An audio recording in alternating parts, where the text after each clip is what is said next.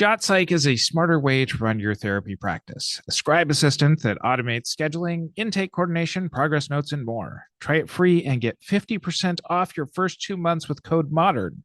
Streamline your practice at jotpsych.com/modern therapist. That's JOT psych.com/modern therapist.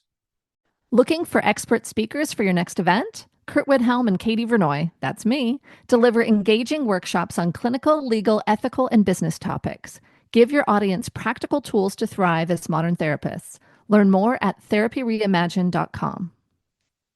Hey, modern therapists, we're so excited to offer the opportunity for 1 unit of continuing education for this podcast episode.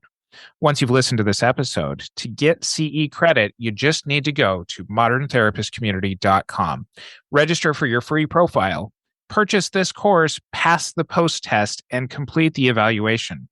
Once that's all completed, you'll get a CE certificate in your profile, or you can download it for your records. For a current list of our CE approvals, check out moderntherapistcommunity.com. Once again, hop over to moderntherapistcommunity.com for 1 CE once you've listened. Woohoo! You're listening to the Modern Therapist Survival Guide, where therapists live, breathe, and practice as human beings. To support you as a whole person and a therapist, here are your hosts, Curt and Katie Vernoy. Welcome back, Modern Therapists. This is Modern Therapist Survival Guide. I'm Curt with Katie Vernoy, and this is the podcast for therapists about the things that go on in our practice, things that happen about our profession, and this is another one of our continuing education eligible episodes. So look in our show notes at mtsgpodcast.com. Follow the directions on the intro and outro of the show if you are interested in getting continuing education for listening to your favorite podcast hosts. And if those podcast hosts are not us, talk to them about them getting continuing education approval. But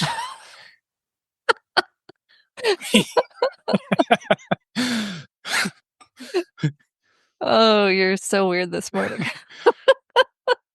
we have not had a lot of joy recently in many of our episodes, and so that we are starting this one with some humor. Because I don't think we're going to continue with humor. It's still going to be serious. We can't help ourselves. All of the humor that comes in civil disobedience. Yes. As you're aware, Katie, there's laws and there's ethics, and I spend a lot of time talking about both. And there's lots of ways that laws and ethics show up in our profession. Some of it is thrown at us in our very first semester of our graduate programs, where I think pretty much all programs require you to take law and ethics from the very beginning.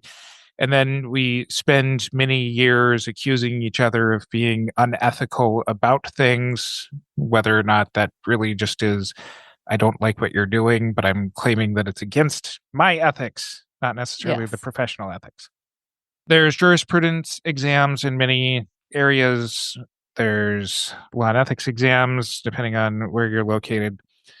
And then there's continuing education classes that we have to continue using each of our license renewals in order to be able to renew our licenses. There's also rules around continuing education. And one of the things that we have to do when we present you with continuing education workshops, for many of the workshops that we do, a lot of continuing education bodies require us to provide you with at least 5 references that have been published within the last 5 years in order to make sure that things are current and up to date. Now, I know that for a lot of law and ethics workshops that this is the one exception to this, but in general, Katie and I try to bring you the freshest and most up-to-date research in this. And I don't particularly always enjoy finding such new references. No, it can be pretty challenging, especially for looking at a topic that is not necessarily things that people talk about all the time. And in the spirit of this episode, which we're really focusing on mental health professionals and civil disobedience, I want to share what I do in my own civil disobedience within continuing education, which is This is a qualifying course. There's 5 references from the last 5 years here, but I also like to throw in the absolute oldest references possible into my workshops. And I think it's very fitting to start the actual meat of this episode in talking about Antigone, which was published in 451 BCE. That has to be the oldest continuing education reference within any course. Continue to listen to future courses just to see what else I weave in. But I bring up Antigone as an example. Maybe we go into some spoiler alerts for anybody who's not familiar with Antigone and hasn't come across it in the last 2,500-ish years. But spoiler alert for Antigone here. It is the story about 2 brothers who are fighting a civil war. One of them ultimately dies. Both of them are Antigone's brothers. Antigone's uncle says the surviving brother, actually, they both end up getting killed, I think. The victorious brother gets a hero's burial, while the brother who instigated and challenged the rule of law is supposed to be left out for the animals to devour.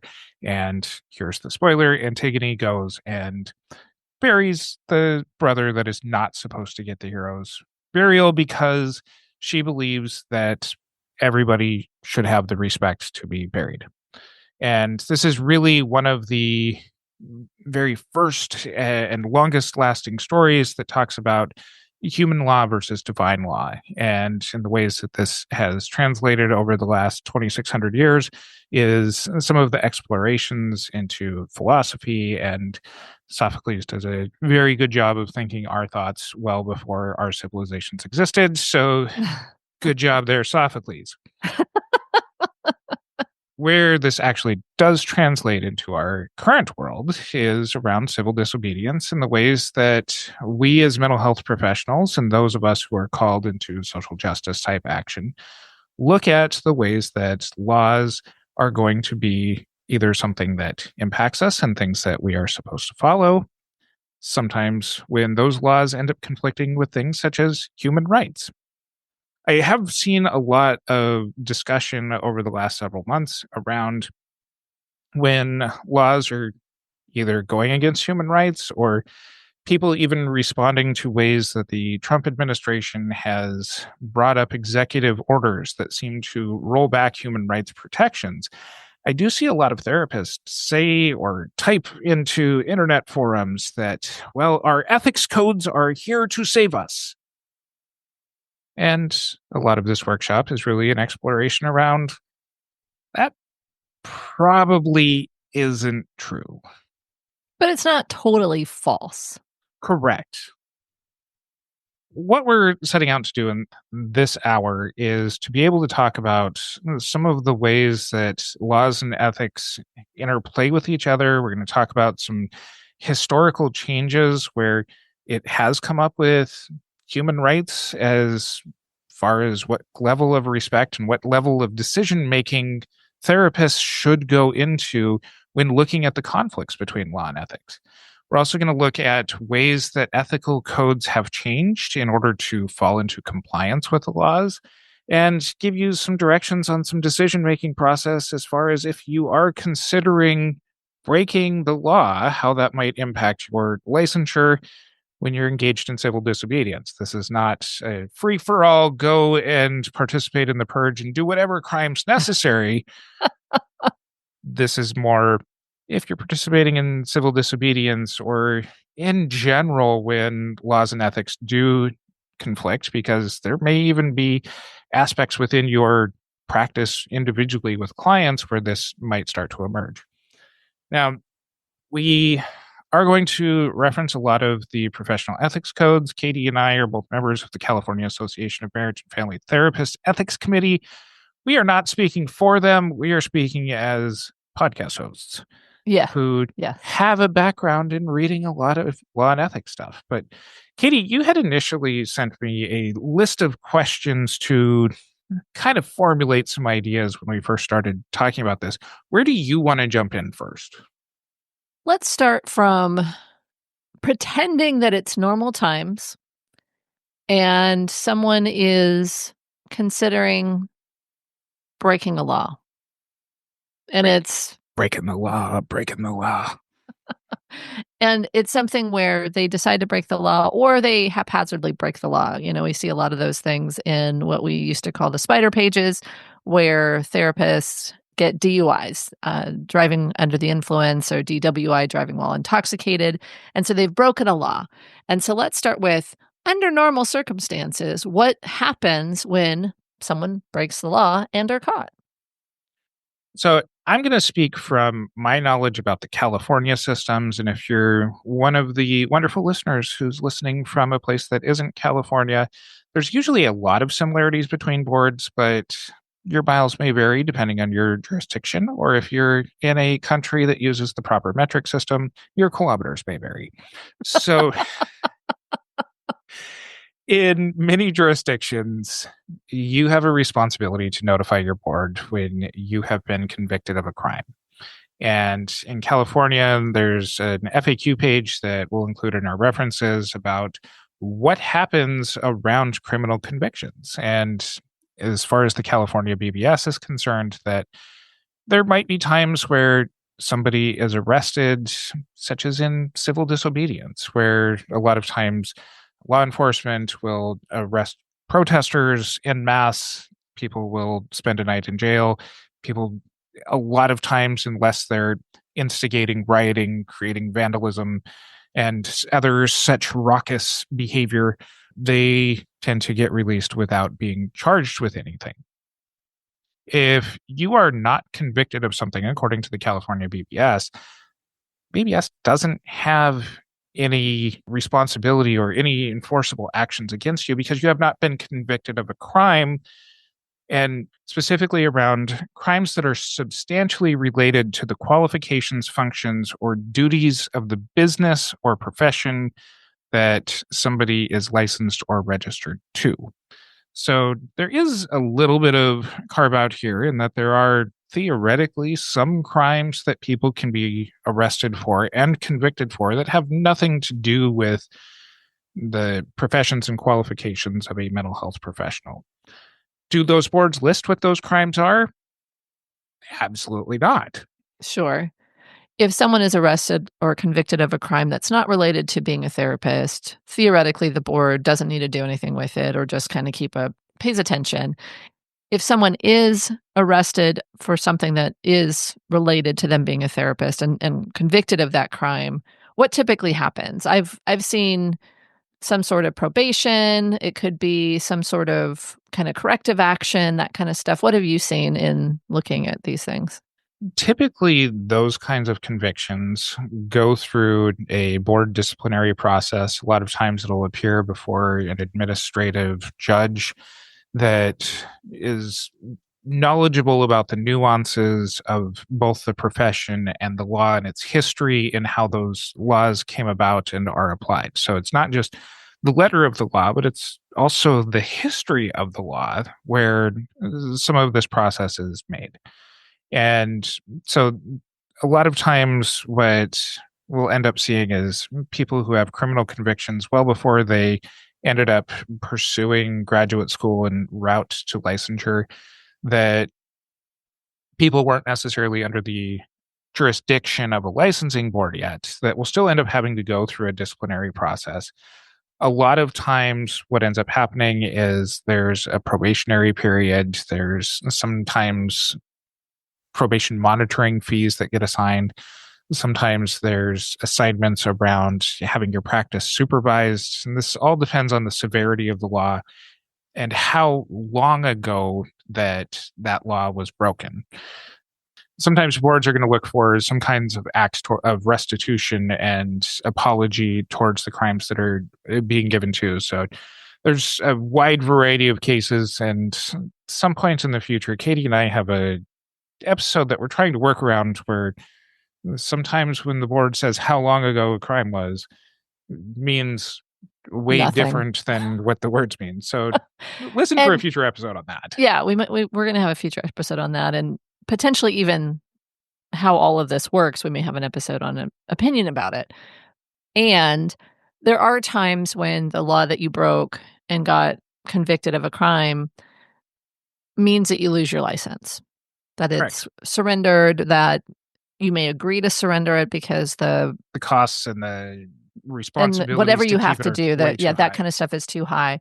And so there are real consequences for breaking laws. Sometimes they're pretty minimal, sometimes they will be kind of ignored, and sometimes you'll lose your license. So I think that's where I wanted to start, because I wanted to have a framework of what are we actually thinking about.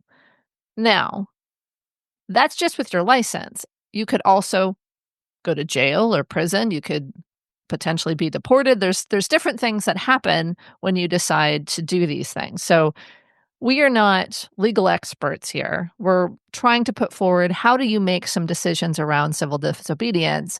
But your unique situation, your identities, your past history, all of those things are going to play into this decision making, and we can't speak to all of those circumstances. So we are not encouraging anyone to make any particular decisions. We wanted to have a conversation about what you might want to consider when you're making your own personal decision, because this is hard stuff, and especially with how you're perceiving what's happening in the world right now, this may feel very, very relevant to steps you're considering taking or have already taken.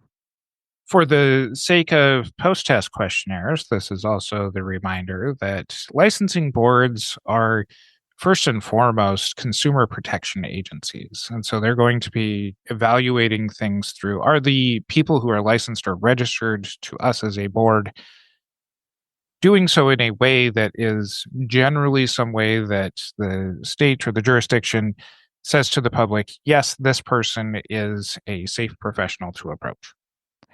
Boards, boards of psychology or mental health or all of those things, boards of behavioral sciences, those boards and that process is functionally fairly separate from ethics code violations and what ethics committees do.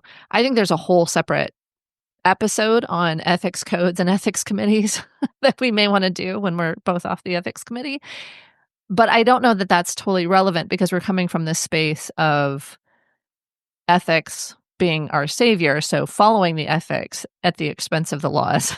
so we'll see if that fits in here. But to me, I feel like we're more talking about breaking laws if we're that's kind of where we're going. But maybe there's a piece of this that's also reconsidering ethics, and do we follow the ethical codes? So I would like to start with the ethics codes, and then let's talk about the laws. All right. That sounds like a good plan. So in general, we like to talk about the major professional ethics codes, as well as the California Association of Marriage and Family Therapists ethics codes, because that's the board that Katie and I sit on. And when we look at where the ethics codes are today in 2025, as far as some guidance around when laws and ethics conflict, and this is where a lot of the research for the journal articles that we were searching around terms laws and ethics collide, resolving conflicts between laws and ethics. First, looking at the ethical decision-making process that is governed between the American Psychological Association, the American Counseling Association, National Association of Social Workers, American Association of Marriage and Family Therapists, and the aforementioned CAMFT. There's some language in each of the codes that does talk about resolving ethical issues. For example, the American Psychological Association's 1.02 is literally titled Conflicts Between Ethics and Law, Regulations, or Other Governing Legal Authority. And it goes on to describe that if psychologists' ethical responsibilities conflict with law, regulations, or other governing legal authority, psychologists clarify the nature of the conflict, make known their commitment to the ethics code, and take reasonable steps to resolve the conflict consistent with the general principles and ethical standards of the ethics code. Under no circumstances may this standard be used to justify or defend violating human rights. So at first listen, Katie, put that in normal people language. I hear that as do the best that you can to follow both the laws and the ethics. Understand that at times when it's going to be impossible, that you say, I commit to my ethics. And it doesn't say you can break the law, but it certainly says that you can't violate human rights. So if you believe the law disobeys that and does violate human rights, I think there's an argument there that your ethics code says that I cannot follow that law.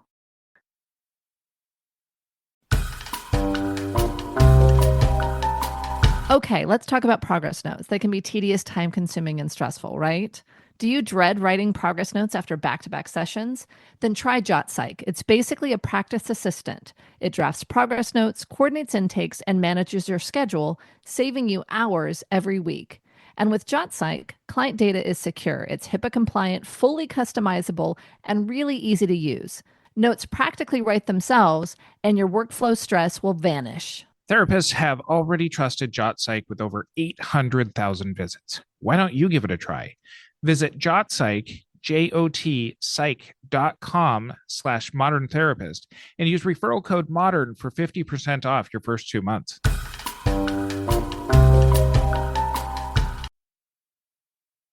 And we are going to come back and talk a little bit more about the history of the APA and especially 1.02 here in just a little bit. Yes, I think there's going to be a little bit about Guantanamo. So the other codes are largely not as explicit around what to do when there is conflict. And But if they do, they're very similar. It's clear that a lot of folks use the APA as a guideline and or the reverse. Right. And as the CAMFT, AAMFT, and ACA codes kind of spell throughout in their own ways, it does speak to language around follow the law. Well, I think the AAMFT one actually said work to adhere as closely to the ethics as you can while following the law. The one code that does speak differently to this is the National Association of Social Workers Code of Ethics. Which, of course, it does. This is the social justice group. So the National Association of Social Workers, in their purpose of the NASW Code of Ethics, does speak specifically to this. And so I'm going to quote a couple of different parts of this here. Social workers should consider ethical theory and principles generally, social work theory and research, laws, regulations, agency policies, and other relevant codes of ethics, recognizing that among codes of ethics of social workers should consider the NASW Code of Ethics as their primary source. Social workers also should be aware of the impact on ethical decision-making of their clients, their own personal values, and cultural and religious beliefs and practices. Skipping some here, it goes on to say, instances may arise when social workers' ethical obligations conflict with agency policies or relevant laws or regulations. When such conflicts occur, social workers must make a responsible effort to resolve the conflict in a manner that is consistent with the values, principles, and standards expressed in this code. If a reasonable resolution of the conflict does not appear possible, social workers should seek proper consultation before making a decision. Skipping a little bit more here, violation of standards in this code does not automatically imply legal liability or violation of law. So the social work code is the one that does say, follow the code. And as you pointed out, this does seem to be built within the social justice standards upon which social work is built. Well, and it's also pretty squishy because it says if you're going to not follow the law, consult. It doesn't say what that consultation should consist of, who you should consult with necessarily. And I think it gives a lot of wiggle room. So I think we do have some wiggle room where the ethics codes say, in good faith, be responsible, try to resolve the conflict as best you can. Most of them say, get as close as you can to both.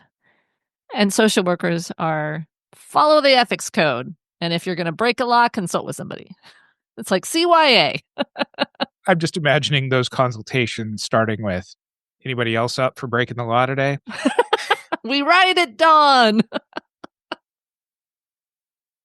There did exist some language in the APA code in a 2002 update that Standard 1.02 at the time read, if conflict between the law and the ethics code is unresolvable, psychologists may adhere to the requirements of the law, regulations, or other governing legal authority. And in 1.03 at the time also went on to say, to the extent feasible, psychologists resolve conflicts between organizational demands and professional ethics in a way that permits adherence to the ethics code. You can find all of our references over in our show notes over at mtsgpodcast.com. And this coming from an article by Flynn et al.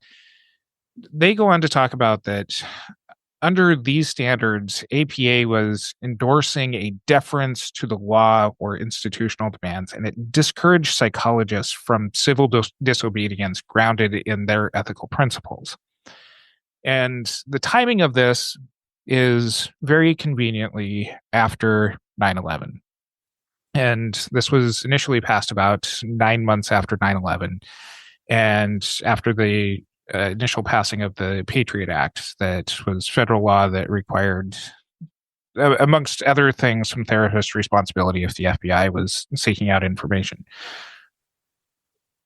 The changes to this law, the APA denies that it has anything to do with 9/11 or with the Patriot Act themselves, but this did exist for about 8 years before they updated it to the language that we see today.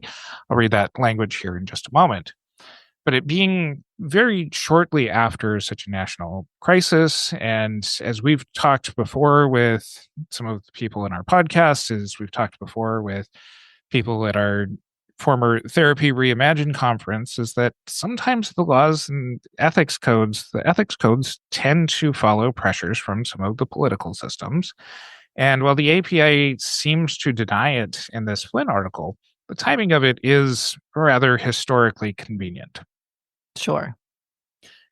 This wasn't without controversy because, as you had mentioned, there was some psychologists who participated with the U.S. Department of Justice in Guantanamo Bay, and psychological principles were used in ways that helped to use, what was the language that was really popular at the time? Advanced interrogation technique. Yes, advanced interrogation that clearly was not following the principles of human rights. That might be a softer, politically nuanced way of saying torture. This is going back to the Flynn article that, in response to the critiques, members of the APA's ethics committee cited consensus that, quote, there are laws that one must not follow, while also arguing that, quote, finding the right language to identify which laws one may never follow is not so easily done. Further, the committee argued that the previous resolutions affirmed and reaffirmed civil disobedience compatibility with the ethics code, but placing the members' discretion on how to follow whether the law or the ethics code should be the priority. And they eventually gave in to much better reasoning that psychologists should not be participating in torture, and they updated their language to the language that we see today. And 1.02 currently reads what we had talked about earlier, that when there is that ethical responsibility that comes into conflict with the law, psychologists clarify the nature of the conflict, make known their commitment to the ethics code, and take reasonable steps to resolve it consistent with the principles and ethical standards of the code, and not using it to justify or defend violating human rights. Yes. So a very important update. So after 9/11, there was some political pressure to comply with the Patriot Act that potentially would cause folks to break confidentiality and or participate in torture. And once that was really analyzed, looked at, sorted through, and there was really negative repercussions from what had happened, it changed to what it is now. And so psychologists are actually required to break the law if it is seen as a human rights violation. Is that how I'm understanding kind of where it sits now? Yes. And this article does go on to say that their interpretation is that while the code does stop short of mandating civil disobedience, the codes are no longer an affirmative defense for any psychologist who remains complicit in human rights violations. Now, this might seem like something that, all right, it's got some flavors of what's going on with some of the politics today. But many of the discussions that I've seen that are advancing where these principles and specific ethical codes are playing out in the language at the time of recording. And we're recording this about a month before we're releasing this. So who knows how many executive orders have changed since then. But a lot of the discussions that we've seen that have led up to what we're talking about today, and including some things that Katie and I have talked about historically that raised some of these issues earlier, are particularly around executive orders that talk about there are only two genders. And this is a reminder that executive orders only direct what the executive branch of the government recognizes. They don't yet actually make laws. So some of the questions that I've seen posted or seen directed to me are around such topics as providing gender-affirming care to clients when funding for reimbursements ends up not reimbursing for gender-affirming care. How do we do this? How do we do this in ways that both comply with the law while providing, I don't know, clinically, scientifically backed treatment? Yeah. And some people are really starting to question, how do I fall in line with what the laws are? How do I protect my clients' rights? And what has largely come out of the 2010 APA update on this is further directions down the line, because a lot of the professional organizations will examine, what do our ethics codes say? How does that guide our policy? How does that guide our position statements? And Katie and I used to be on the CAMPT board of directors, and we would hear language from our executive directors around, these are statements that the organization has previously made. This is what our ethics code direction is. That would help make some of the decision-making process easier when it came to making public statements.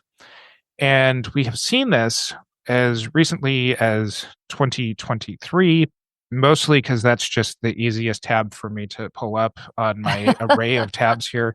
This is not necessarily the most recent one, but the easiest one for me to pull up and reference here is a position paper put out by the American Psychological Association that says psychologists should keep patients' reproductive health decisions confidential.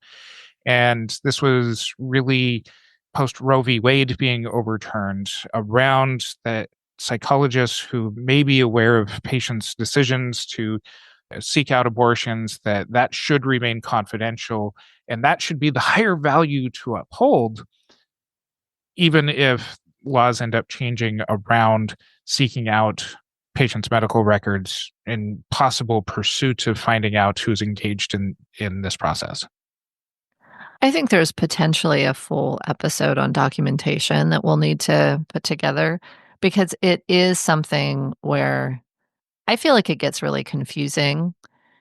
What's clinically relevant, what's useful in actually doing the treatment, and how do I then make sure that if my documents are subpoenaed, taken hold of in some way, that I've not put any of my clients at risk. I think there's definitely lines to walk. And I know we have an episode where we talked about that quite a while ago. I think it was when Roe v. Wade was overturned, and then also issues around gender-affirming care, that we had some ideas, and that's actually a pretty old episode, but I'll link to it in the show notes at mtsgpodcast.com.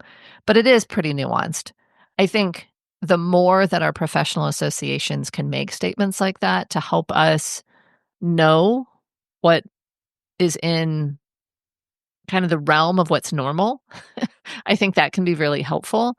And so I think one of the ways that we can protect our clients' human rights is in getting really clear on how we document in a way that's protective of them. And as I said, maybe we go into that later in a full episode. And briefly, what I'm hearing clinicians talk about when it comes to some of these topics, gender-affirming care, I'm seeing some clinicians make the decisions that everybody doesn't get pronouns in their documentation, rather than referring to a client's pronouns as directed by the client, that everybody gets referred to as client expressed this, client's family member said this, that there's no he, she, they, however people want to identify. And if nobody has pronouns, then there's no indication of changes. I think that that's pretty smart when it comes to where the documentation aspects are, but it doesn't change where your responsibility is to bill appropriate codes and diagnostics that you would still need to follow. And at least as the time of recording on this, I don't have sound direction advice to give you when it comes to gender affirming care as it becomes a clinical diagnosis for reimbursement. I think it becomes really complicated because for folks who are wanting to get insurance reimbursement for gender affirming care and they're in a place that still has it available, a therapist might be incentivized. It might be the right thing to do to put gender dysphoria down. And yet that is a signifier and a record that could follow somebody. And if that there truly is danger there, which it seems that there is, that could also be dangerous. So I think, as I've said, I think the documentation thing is pretty challenging. And we may need to do a deeper dive in a future episode. I've also heard some clinicians talking around reproductive considerations, specifically around abortion, as solely referring to medical procedures within their case documentation. And do what you can in that direction, but you also will need to have consistent treatment plans. And we will talk about that in what Katie's referring to as a future episode on documentation. The more we talk, the more we realize this is actually a full episode just on documentation. There is some guidance within the ethics codes. And as we've pointed out several times, that a lot of the ethics codes point to when it comes to human rights, we should have some of our professional responsibilities and some of our professional knowledge to help us to work not just in one-to-one cases, but also on systemic cases around how we can interact. This was very evident post-George Floyd, when a lot of people in our profession and mental health profession, speaking broadly, rather than just to our specific licensure, really wanted to start working on systemic changes around being able to look at racial discrimination in the ways that that is systemically set up. And there's a lot of good advocacy work that did end up helping to change some laws and directions. And a lot of the professional organizations have written plenty about that. Some people did end up participating in march and protests. And one of the conversations that I had had at the time was with then executive director Kim Madsen of the California BBS to this question around, hey, if people are participating in these protests and they get arrested, how does the board look at things? And Kim has since retired, but her answer at the time was basically, if it's not substantially related to the work as the profession, that people are encouraged to exercise their rights as citizens. And if you happen to get arrested, as long as you're not engaging in, like I mentioned earlier, the vandalism and riotous acts that might come up, you're still held to a standard that is above most other citizens when it comes to your professional licensure, but merely participating in constitutionally protected actions, go out and do as you see fit. And yet, if we look at what's been happening, that may not be available to all people with all identities. And that relies on the government following the rule of law and not labeling a peaceful protest a riotous activity. And so I just want to acknowledge that, yes, in most situations, potentially in a number of jurisdictions, going out and protesting or marching or whatever probably is protected and should not impact your license. And yet, there is the potential that that would be the case. And so I think it really becomes your decision. Are you willing to take that risk? Because I think things that have been labeled a bunch of good people just protesting and them being arrested and imprisoned was a wrong that has recently been righted. I disagree with that. I think that was riotous acts, and there are folks who have had some peaceful protests where it has been called terrorism. So I think it's hard to just say, oh, well, if you're just protesting, you're fine. And theoretically, if you're just protesting, you're fine. At least as the time of recording on this, when we've seen some of the executive orders retroactively changing some of the ways that laws were being applied to people before. I'm talking specifically about the rollbacks on student loan forgiveness, that people who participated in agencies that provided gender-affirming care, potentially for years, you may be near the finish line as far as having your loans being forgiven, only to have that snatched out at the very end. And I feel terrible for people in that situation.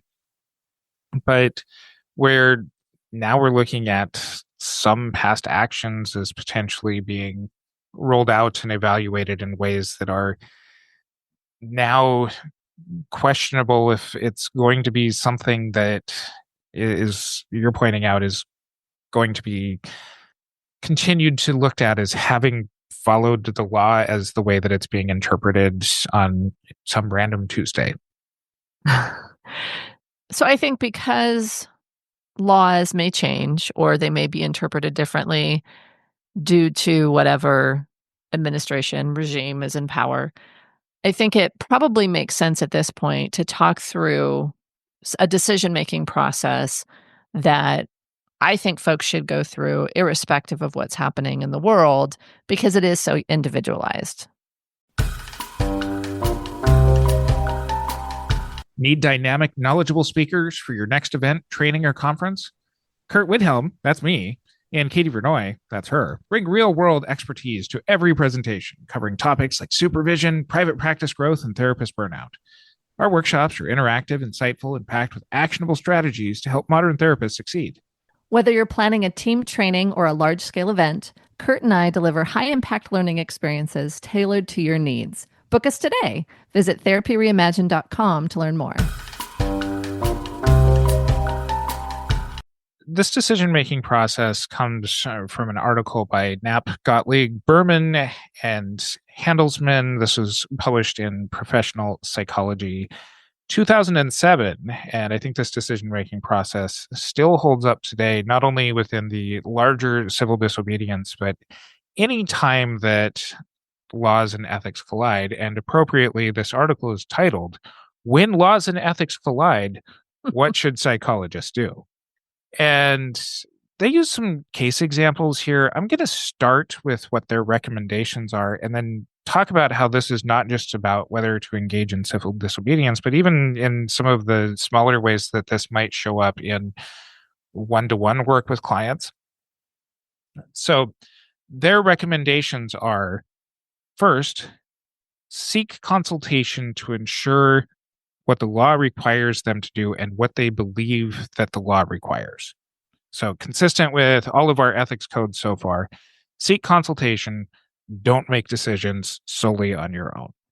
And I hear that as make sure you understand the law. So this may not even be consult with your peers. This could be consult with an attorney who has expertise in the law that you feel like is potentially problematic for being able to also keep to the ethics codes. Yes, agreed.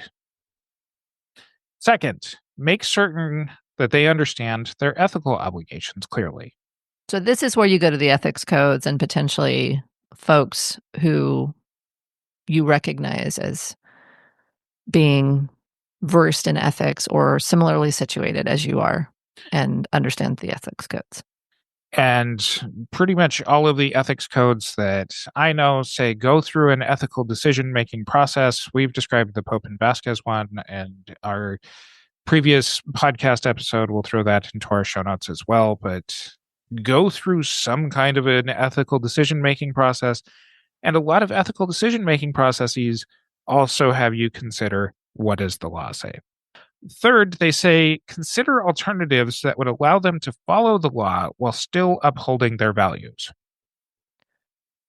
So I know what this means, but I also hear it as find a loophole. Reference Antigone. Be antagonistic. But you're not wrong in that interpretation. Next, they say contemplate violating a law only if no viable alternative is available.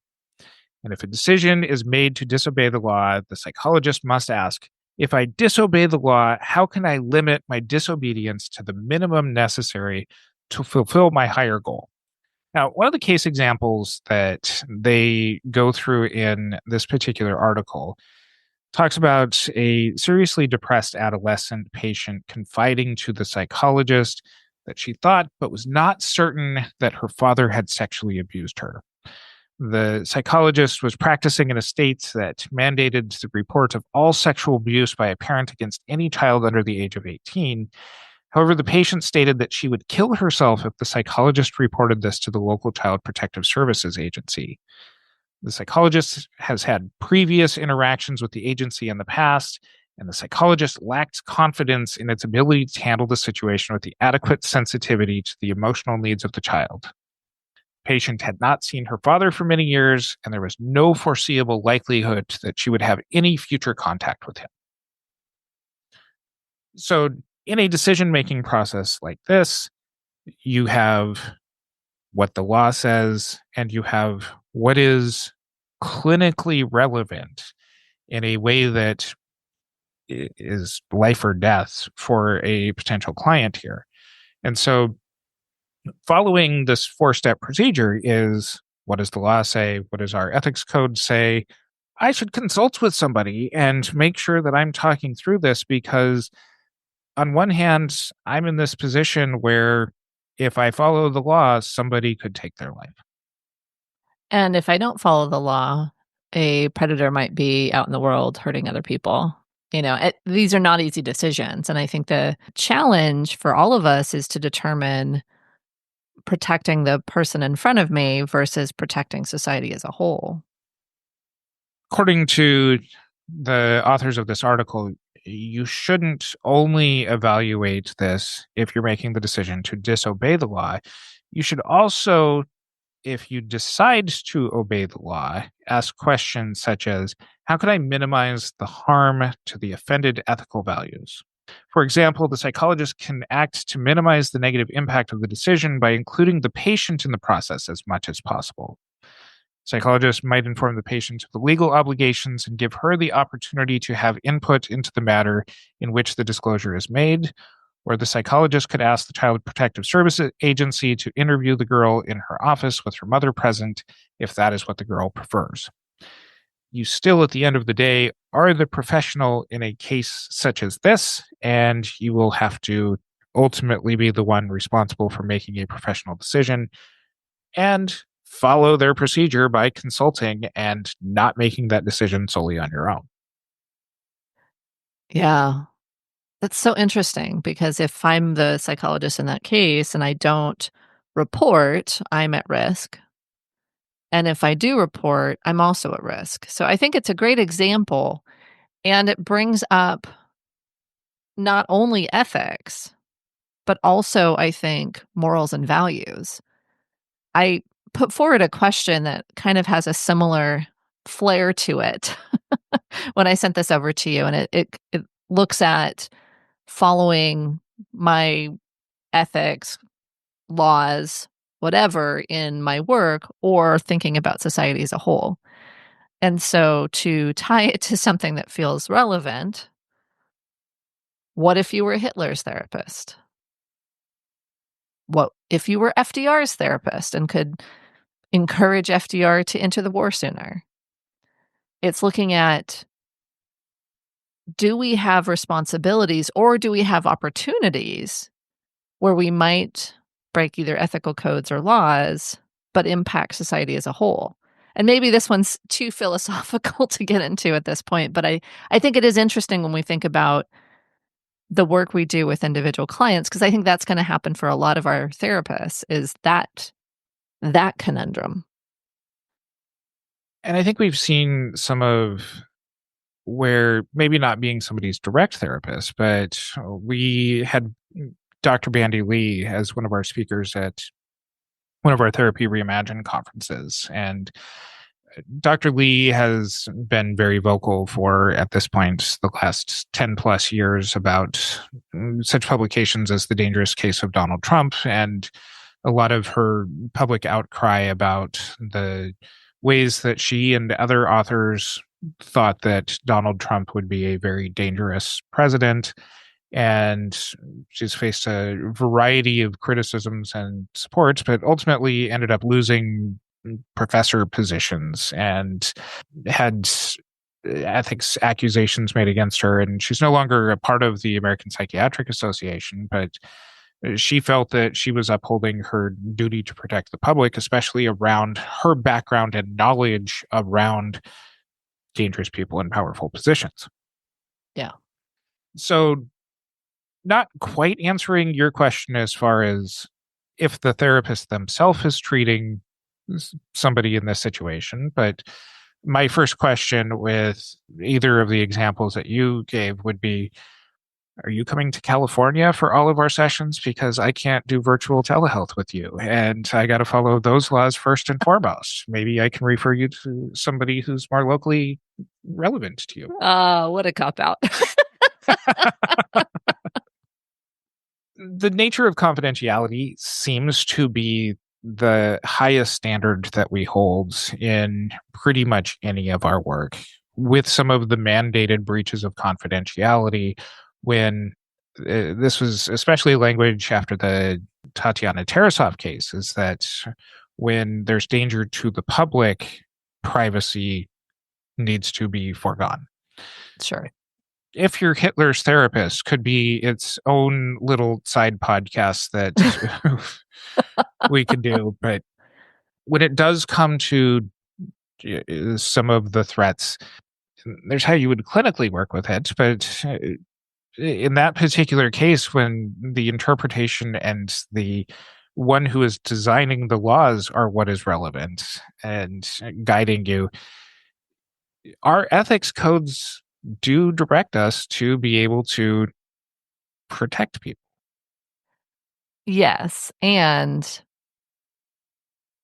we may not be able to influence them due to client autonomy, the importance of treatment planning and buy-in from the client. So there's clinical reasons not to do these things. We have a whole episode on client autonomy, so I'll link to that in the show notes as well. But I think the point I'm trying to make is that as therapists, we are impacting usually one person or a small group of people within one office hour.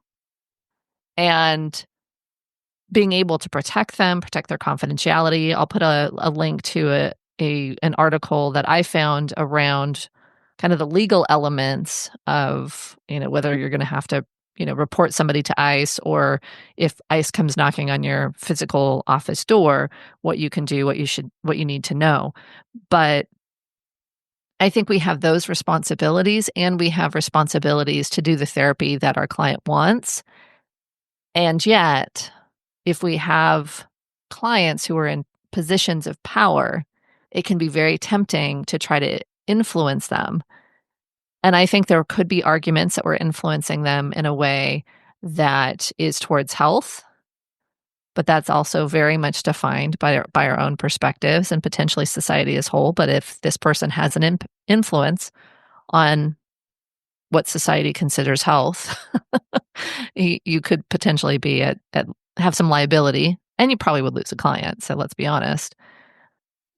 But I think it's important for us to recognize both our responsibilities to our clients and their human rights, our opportunities to make a difference. That's what some of the episodes that we're trying to put together as far as reliable resources, things that we can give to our clients, documentation, and how we can protect their confidentiality even within their mental health records.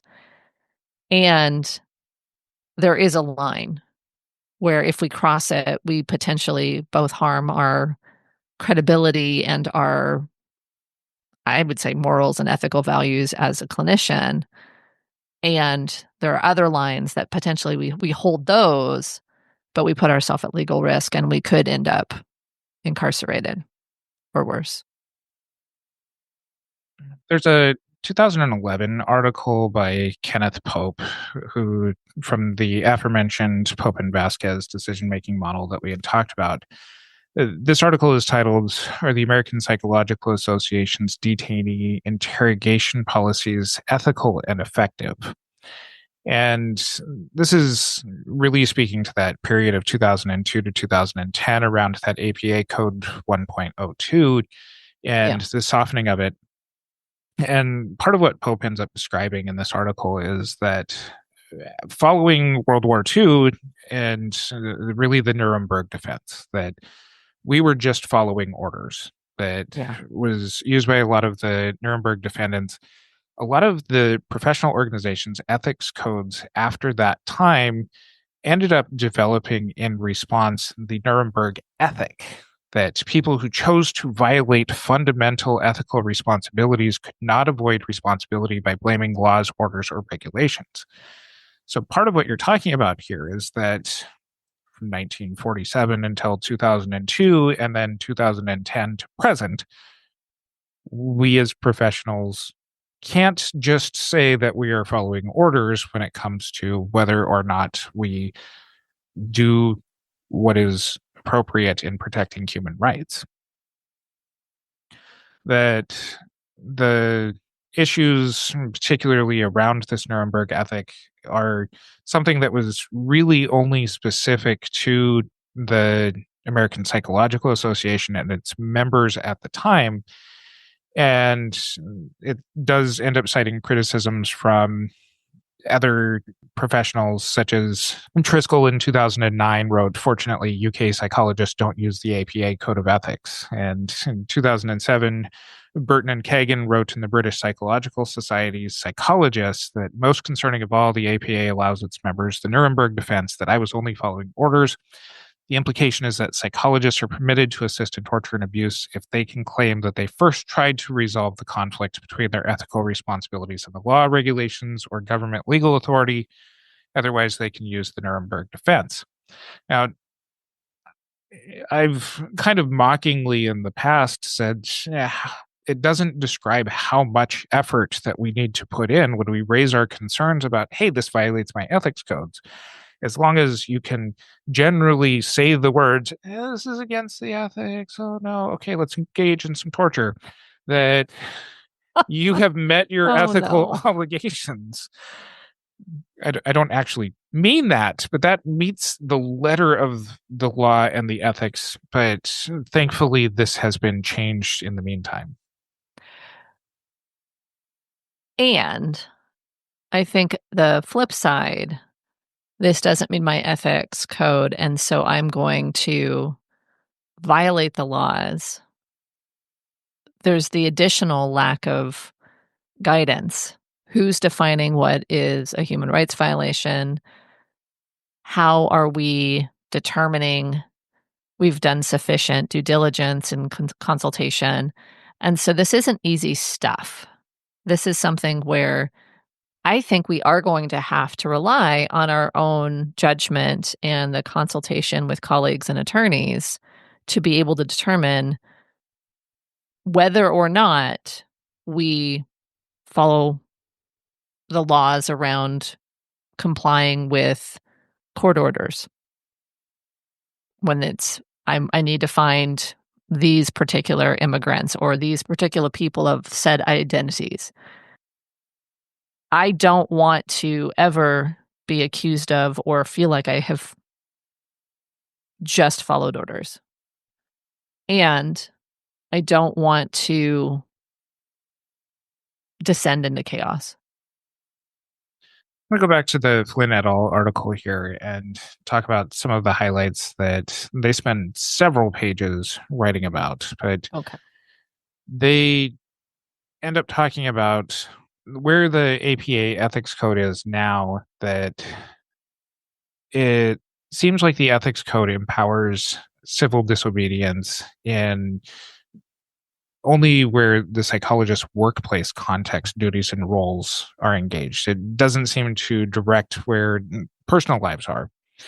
And that does fly in the face of what you and I have seen in disciplinary cases where people who are even acting outside of their professional roles can get in trouble for things. Not all of the DUI cases that we see ending up in the disciplinary sections are when people are on the job, that many of these are personal decisions that people make and happen on their own time. So even when you are not in your professional role, you are still held to the standards of what it is to be a professional. They cite Allen and Dodd's 2018 that political action in our profession challenges artificial barriers between personal and professional activity, and the ethics codes should apply to politicized activities outside of psychologists' workplaces. Examples that they give are civil disobedience that would result in disrupting traffic during an unpermitted march or sheltering community members targeted by law enforcement. And they go on to say, well, it's hardly exhaustive. The ethics code can empower psychologists to enact public psychology through civil disobedience. Given the APA's assertion that civil disobedience is entirely compatible with the ethics code, the authors encourage psychologists to utilize the ethics code to inform how they contest social injustices, regardless of whether that contestation takes place on or off the proverbial clock. So we have to think about it no matter what. Yes. So they recommend, and this is very much within the spirit of the Knapp article, that participation ends up being something that you consult on, that you should follow the lead of, support, and build equitable partnerships with social justice movements in the pursuit of civil disobedience. And that as professionals, challenging the prototypes for civil disobedience by respecting, turning to, and intentionally drawing from diverse methods.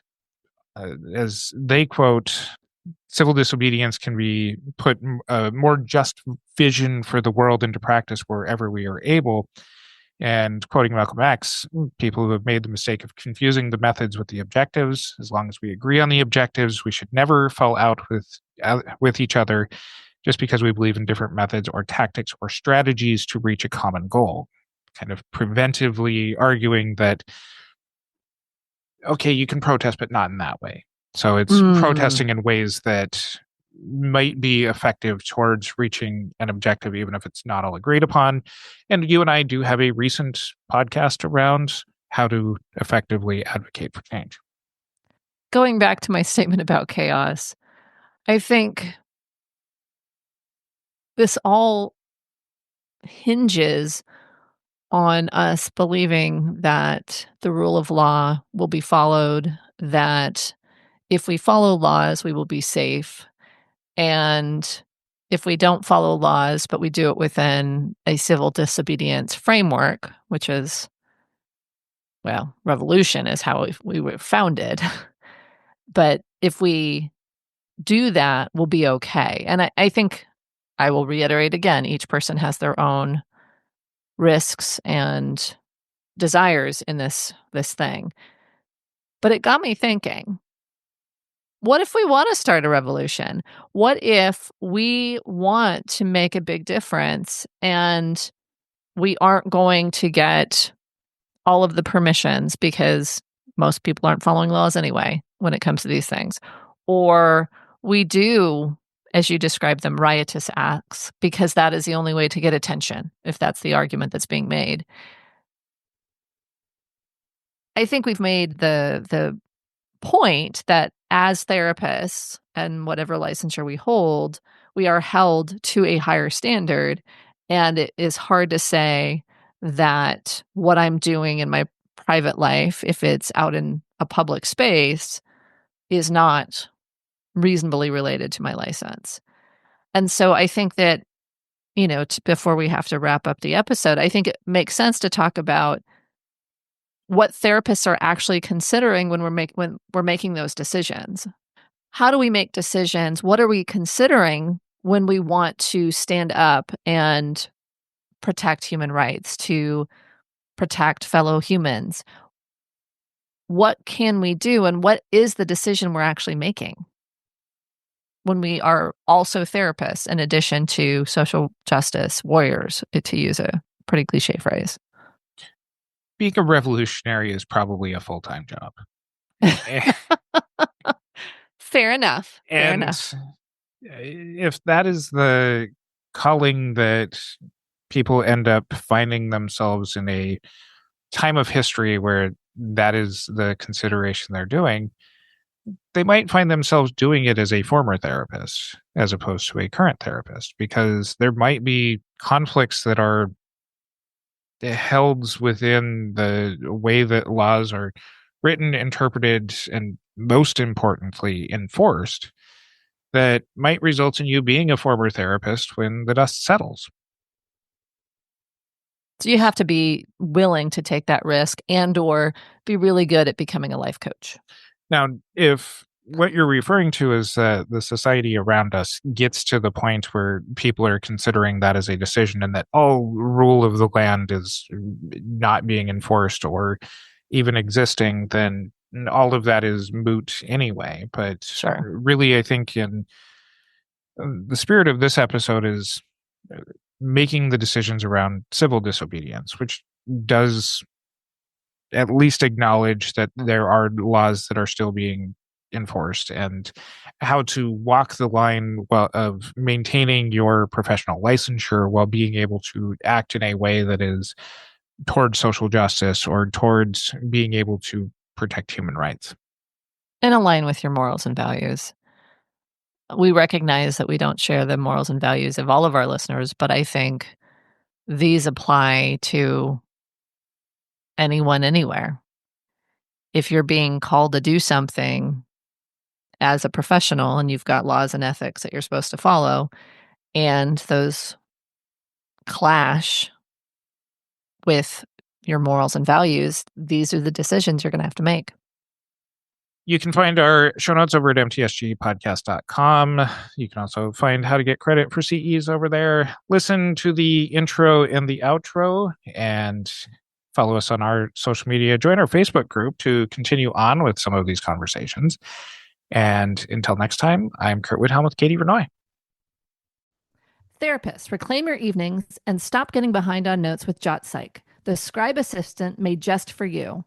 Try it for free at jotpsych.com/modern therapist. And don't forget to use referral code MODERN to get 50% off your first 2 months. Want expert training for your team or event? Katie and I offer engaging workshops with real-world strategies for modern therapists. Visit therapyreimagined.com to learn more and book today. Just a quick reminder, if you'd like 1 unit of continuing education for listening to this episode, go to moderntherapistcommunity.com. Purchase this course and pass the post test. A CE certificate will appear in your profile once you've successfully completed the steps. Once again, that's moderntherapistcommunity.com. Thank you for listening to the Modern Therapist Survival Guide. Learn more about who we are and what we do at mtsgpodcast.com. You can also join us on Facebook and Twitter. And please don't forget to subscribe so you don't miss any of our episodes.